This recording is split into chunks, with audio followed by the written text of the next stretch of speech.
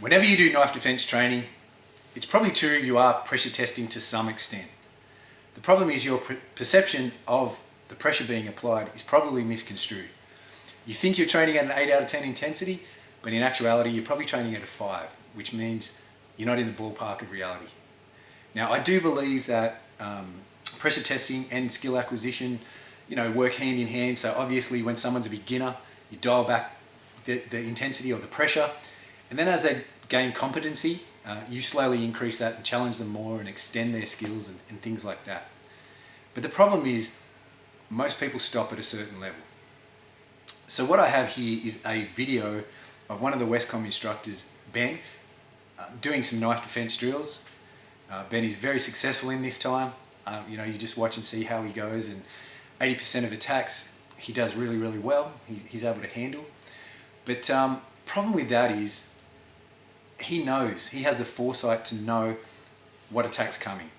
And this is where a lot of people will say that one skill that you need is to be able to look at the person's grip and be able to deduce what they're going to do based on their grip. And again, to some extent that's true. But if he knows, it makes it significantly easier, and we'll see.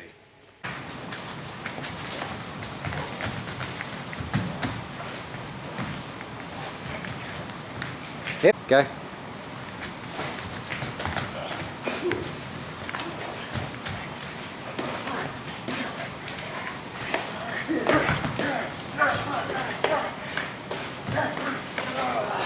Yep, go.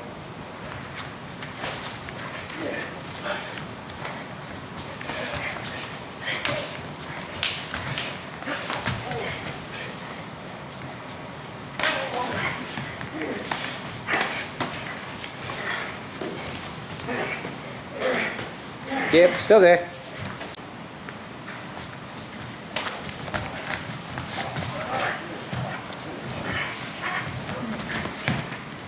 Yep.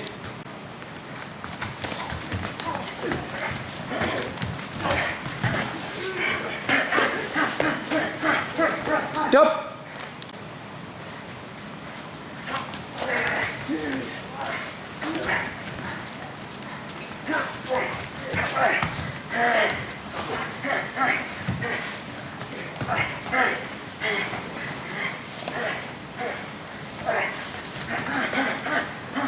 Yep. So I'd give this training probably about a 6 out of 10 in the pressure testing scale. It's lacking some really big features that I'll talk about later. But my issue in this video, and the thing I want to talk about, is those people who stay in this realm. So they stay in this level 6 and don't extend beyond it. I have an issue with people who do that and then start to give out advice and make recommendations and things like that. Because if you stay at level 6, like I said earlier, you're nowhere in the realm of reality. You're out of that ballpark. Why do people stay in this level? Number one, ego. They don't want their stuff to be proven wrong, their material.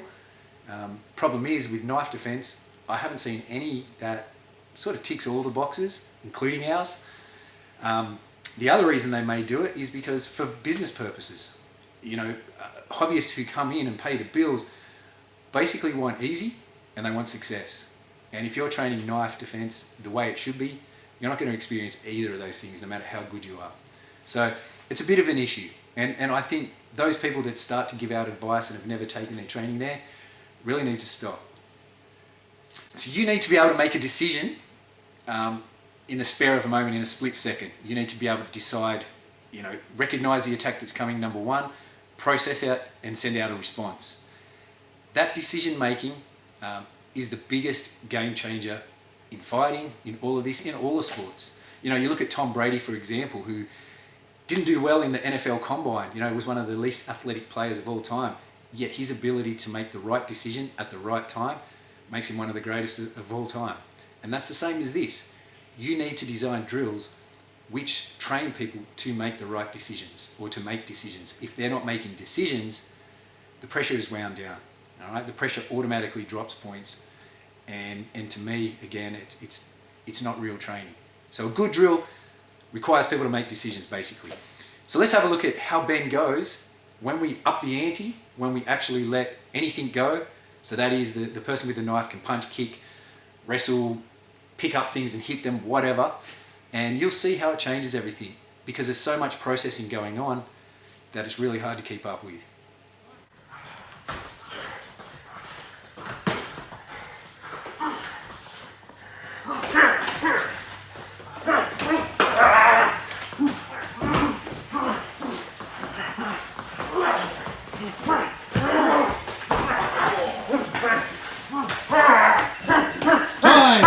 Time!